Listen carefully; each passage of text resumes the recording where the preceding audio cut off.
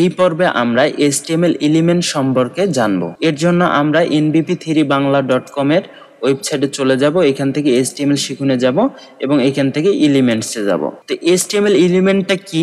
একটি HTML উপাদান একটি স্টার্ট ট্যাগ, কিছু সামগ্রী এবং একটি শেষ ট্যাগ দ্বারা সংজ্ঞায়িত করা হয়, যেটা এখানে উদাহরণস্বরূপ দেওয়া আছে। একটা শুরুর ট্যাগ এবং একটি শেষের ট্যাগ এবং কিছু সামগ্রী বা কিছু কন্টেন্ট এখানে থাকবে। এই পুরাটাকে একটা HTML এলিমেন্ট বলা হয়। তবে কিছু HTML এলিমেন্টের শুরুর ট্যাগ আছে কিন্তু কোনো কন্টেন্ট নাই, কোনো শেষ ট্যাগ নাই, যেটা আমরা নিচে দেখতে পাচ্ছি।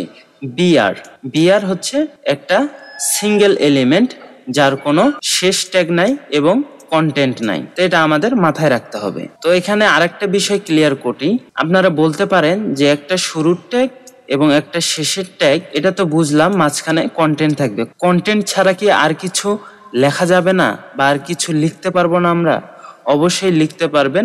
এটাই আমি দেখাবো নিচে, যে নেস্টেড HTML উপাদান। এখানে যদি আমরা এই ধারণাটা নেই, তাহলে আমাদের HTML এলিমেন্টের সম্পূর্ণ ধারণা আমরা পেয়ে যাব। তো আমরা প্রথমে জানছি কি, একটা HTML এলিমেন্টের শুরুর ট্যাগ থাকবে এবং শেষ ট্যাগ থাকবে এবং মাঝখানে কিছু সামগ্রিক থাকবে, যেটা এখানে দেখতে পাচ্ছি, শুরুর ট্যাগ, শেষ ট্যাগ এবং কিছু সামগ্রী যদি থাকে তাহলে আমরা বুঝে নেব যে এটা একটা HTML এলিমেন্ট। ক্লিয়ার? তারপরে আমরা বলেছি কিছু HTML এলিমেন্ট আছে যেটা শুরুর ট্যাগ আছে, কোনো কন্টেন্ট নাই মাঝখানে, কোনো শেষ ট্যাগ নাই, সেটা হচ্ছে বিআর হতে পারে। আরো অনেক কিছু আছে, এগুলো আমরা আস্তে আস্তে জানবো। তার মধ্যে প্রথমে যদি আমরা দেখি এই ধারণাটার, যে এই HTML ডকুমেন্টটার যদি আমরা প্রথম লাইনটা দেখি, তাহলে আমরা এখানে দেখতে পাচ্ছি ডক টাইপ HTML। এটা একটা সিঙ্গেল এলিমেন্ট যার শুরুর ট্যাগ আছে, শেষ ট্যাগ নাই, কোনো কন্টেন্টও নাই। তারপর আমরা দেখি একটা HTML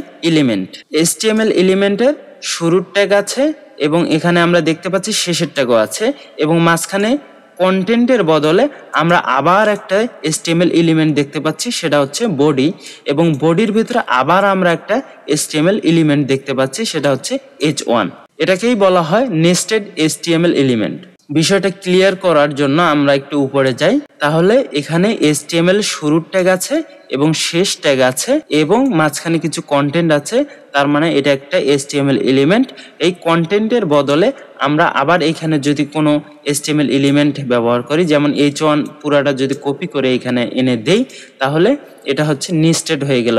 এই প্রথমটার আন্ডারে হচ্ছে এই দ্বিতীয়টা চলে আসবে, যেটা এখানে বলা হয়েছে। এটা আরেকটু ক্লিয়ার করার জন্য নিজে চেষ্টা করুন, এই বাটনে ক্লিক করি আমরা, তাহলে এখানে আমরা ক্লিয়ার হতে পারবো। আরো এটা যদি আমরা কেটে দেই, এগুলো আমরা কেটে দেই, তাহলে আরো ক্লিয়ার হবে। এগুলো আমরা সব কেটে দেই, এটারও দরকার নাই এবং এটারও দরকার নাই, এটা বোঝার জন্য আমি করলাম আর কি। তাহলে প্রথমটা আমরা দেখতে পাচ্ছি ডক টাইপ HTML। আমরা একটু জুম করি, তাহলে প্রথমটা দেখতে পাচ্ছি আমরা ডক টাইপ HTML, যেটা হচ্ছে সিঙ্গেল এলিমেন্ট, এটার কোনো শেষ ট্যাগ নাই, কোনো কন্টেন্টও নাই।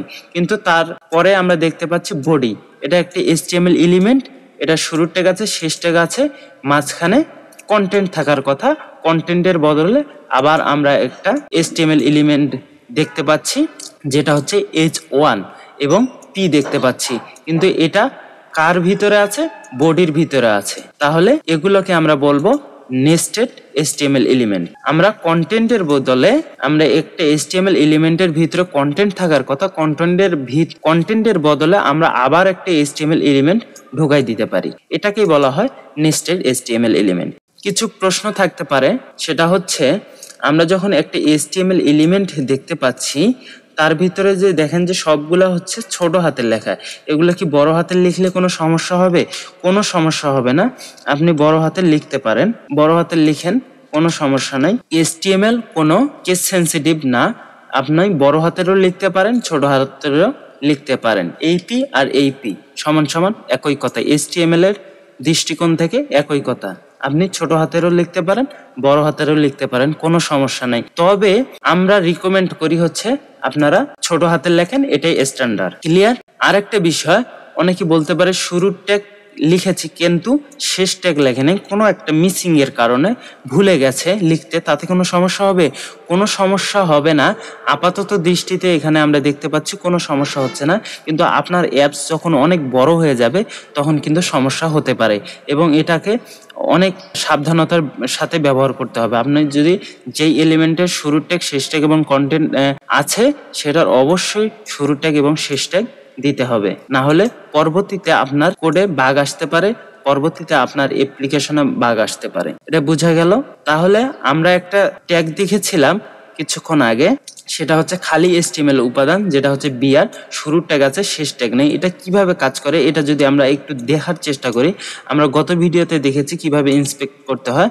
এটা যদি আমরা ডান দিকে ক্লিক করি এবং ইন্সপেক্টে ক্লিক করি, এটা দেখেন পুরাটা হচ্ছে আমাদের এক লাইনে চলে আসছে, তাই না? আমরা যদি এখানে এই লাইনটার মধ্যে এই যে না, তবে এর উপর নির্ভর করবেন না। এই নার পরে যদি আমরা এই লাইনটাকে নিচে আনতে যাই, সেক্ষেত্রে আমরা বিআর ব্যবহার করি। এর জন্য আমরা এইটার উপরে রাইট ক্লিক করে ইন্সপেক্টে যদি যাই, এখানে দেখেন আমরা লেখাটা দেখতে পাচ্ছি।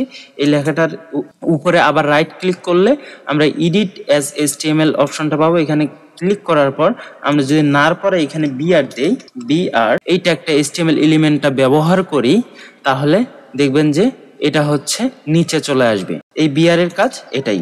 ইন্টার যদি চাপি আমরা, তাহলে দেখেন যে এটা এখান থেকে নিচে চলে আসছে। এই যে বিআরটা লেখার পরে করবেন নার পরে আমরা নিচে দেখতে পাচ্ছি এই কোডটা। আমরা এটা বিআর এর ধারণা দেওয়ার জন্য এই জিনিসটা করার চেষ্টা করলাম। এখানেও বলা আছে দেখেন, HTML কেস সেন্সিটিভ নয়, HTML ট্যাগগুলি কেস সেন্সিটিভ নয়।